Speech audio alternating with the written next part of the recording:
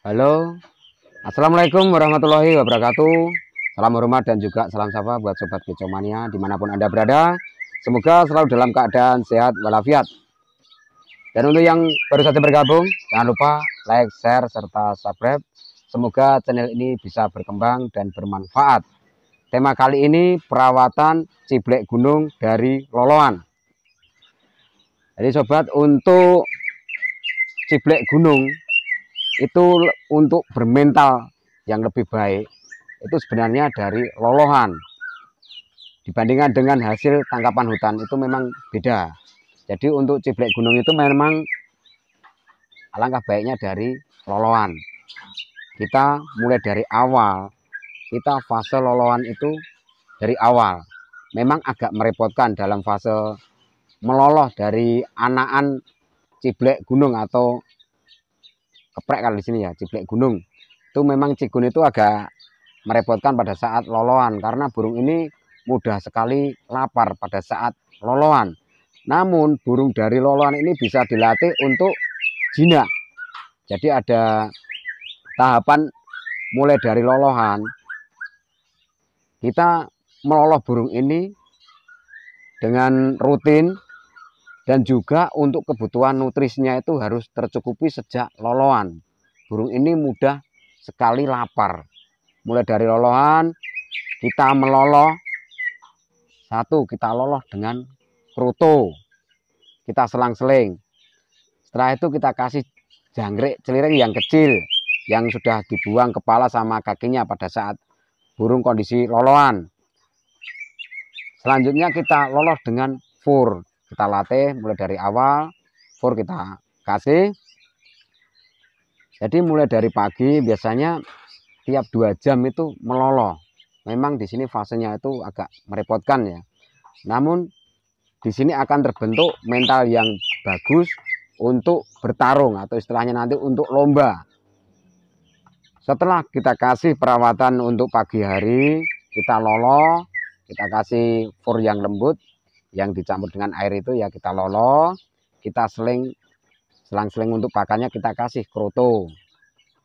Nanti setelah 2 jam kita kasih jangkrik celiring. Kita kasih yang kepala kakinya dibuang. Namun tetap kita harus memberikan fur lembut yang dicampur dengan air itu. Jadi lambat laun burung ini akan mulai belajar untuk makan sendiri atau dia sudah mulai mandiri. Disitulah kita mulai mempelajari untuk proses penjinaan. Jadi nanti untuk cigun ini proses pelolohan nutrisi yang tercukupi dari kroto, jangkrik celiring, dan kebutuhan dari fur yang berprotein. Nanti setelah mandiri, dia akan belajar untuk makan sendiri. Di situ kita latih untuk penjinaan. Dengan cara apa? Pada saat dia kelaparan, biasanya kita pancing dengan jangkrik ya. Kita pancing dengan jangkrik seperti tadi. Kita latih untuk dia jinak. Kita kasih makan lewat tangan. Setelah itu kita kasih lagi, kalau lapar kasih kroto, kalau kita ada kroto dilatih dengan tangan. Bisa dilatih untuk jinak, bahkan dilepas itu ada yang langsung jinak itu ada karena dari proses lolohan. Namun di sini dari proses lolohan itu kita juga harus proses pemasteran. Jadi pada saat proses pemasteran itu pada saat burung ini istirahat. Misalkan mulai dari lolohan, setelah pelolohan, dia kenyang pelolohan, kita masteri dengan MP3 bisa, dengan masteran yang ngebrem. Jadi dia akan terbawa mulai dari lolohan itu dia akan memorinya masuk untuk memasteran. Sampai menginjak dia dewasa, menginjak dia mandiri, proses remaja, itu kita latih penjinaan. Namun di situ kita tetap proses pemasteran. Jadi setelah mulai makan sendiri, mulai mandiri, kita belajar untuk mandi. Kita kabut, kita semprot memandikan kabut. Setelah itu kita angin-anginkan. Untuk cepuk mandinya kita kasih yang besar. Jadi burung itu biar mandi sendiri. Setelah mandi, kita kasih EF dengan cara lewat tangan agar dia nanti jinak. Lambat laun dia akan terbiasa jinak. Namun setelah pemberian itu tadi, setelah kita kasih EF, setelah penjemuran, kita angin-anginkan, kita istirahatkan. Di situ pemasteran lagi kita setel untuk MP3. Lebih bagus juga kalau punya yang sudah dewasa yang ngebrand, itu kita dekatkan untuk burung yang muda tadi. Namun jangan dilihatkan atau diperlihatkan di sampingan. Kita istilahnya di sebelahnya itu kita kasih penyekat agar dia tidak kelihatan. Agar dia cuma mendengar dari suaranya saja, di situ masteran dia akan masuk. Jiwa tarungnya nanti setelah proses dari awal loloan, 2 menginjak remaja, pada saat dia mulai belajar nembak kasar, dia mentalnya akan tertata karena proses dari pemasteran itu tidak kita ketemukan dengan yang dewasa. Kita singget, istilahnya sebelahnya kita penyekat, kasih sekat agar tidak kelihatan. Kita latih untuk bertarung. Nanti kita kerodong, kita latih.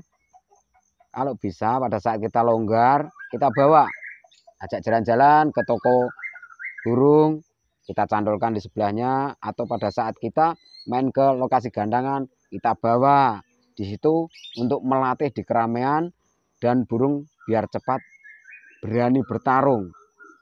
Namun jangan lupa untuk kebutuhan EF-nya harus tercukupi untuk menjaga kualitas birahinya itu biar stabil. Karena burung untuk penggacoran itu lewat birahinya tertata. Untuk bertarung kita lewat emosinya itu tertata juga dari penjemuran dan mentalnya dia. Kita latih sejak dini. Jadi perawatan mulai dari lolohan, kesimpulannya kita rawat dari lolohan dengan kebutuhan nutrisi yang tercukupi. Kedua, proses penjinaan. Pada saat menginjak dia mulai mandiri. 3, proses untuk melatih mentalnya. Kita bawa ke lokasi gandangan. Kita belajari untuk full prodong. Kita latih, kita bawa jalan-jalan misalkan ke toko pakan burung, kita bawa. Nanti lambat laun menginjak dia proses dewasa, bahkan belum sampai umur 1 tahun pun dia sudah mulai bertarung. Karena mulai sejak awal kita latih. Karena akhir-akhir ini sudah banyak event organizer, event-event lomba yang membuka kelas cigun. Jadi kiranya cukup sekian. Semoga sharing perawatan ciblek gunung dari mulai proses lolohan, semoga menjadi sharing, semoga bermanfaat untuk sobat Kicomania dan juga rekan-rekan pemula. Semoga bermanfaat. Mohon maaf apabila ada tutur kata yang kurang berkenan. Saya cukup sekian. Assalamualaikum warahmatullahi wabarakatuh.